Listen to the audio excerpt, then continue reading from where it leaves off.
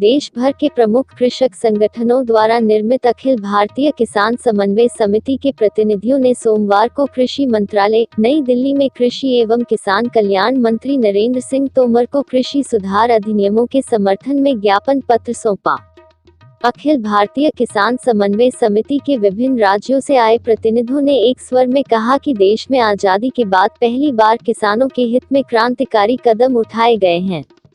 कृषि सुधारों से जुड़े तीनों विधेयक किसानों के जीवन में आमूलचूल सकारात्मक परिवर्तन लाने वाले हैं और देश का किसान इन सुधारों के पूरी तरह से पक्ष में है।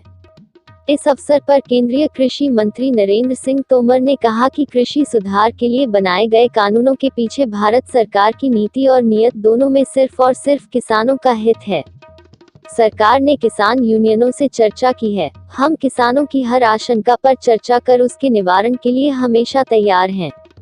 कृषि मंत्री तोमर ने इस अवसर पर कृषि अधिनियमों का समर्थन करने वाले कृषक संगठनों का आभार भी प्रकट किया।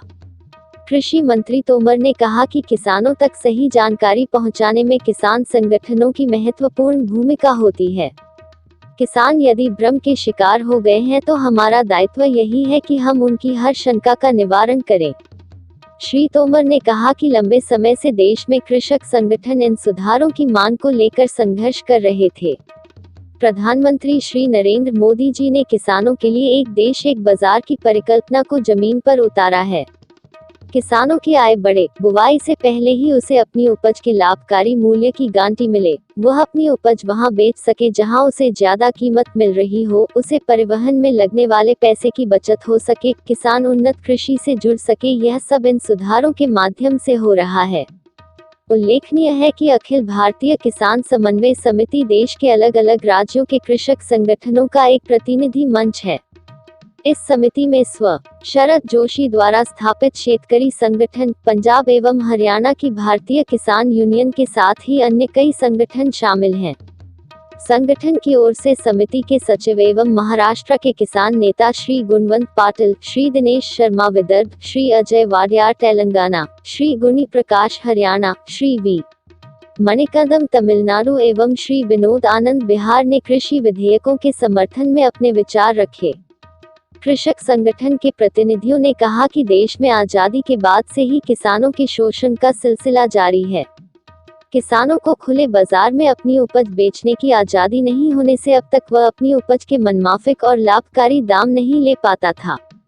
प्रधानमंत्री नरेंद्र मोदी के इस निर्णय से किसानों को वास्तविक रूप से अब जाकर स्वतंत्रता मिली है।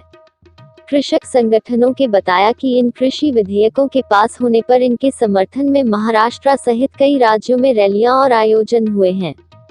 कृषक संगठनों ने भरोसा दिलाया कि वे जागरूकता लाने एवं कृषि कानूनों के समर्थन में देश भर में किसानों तक पहुंचने का काम कर रहे हैं। कृषक संगठनों ने कृषि मंत्री से अनुरोध किया कि कृषि कानूनों में किसानों के हित में कुछ आवश्यक संशोधन किए जाए। किसानों को उन्नत तकनीकी एवं सुविधाएं उपलब्ध कराने की दिशा में भी कार्य किया जाए।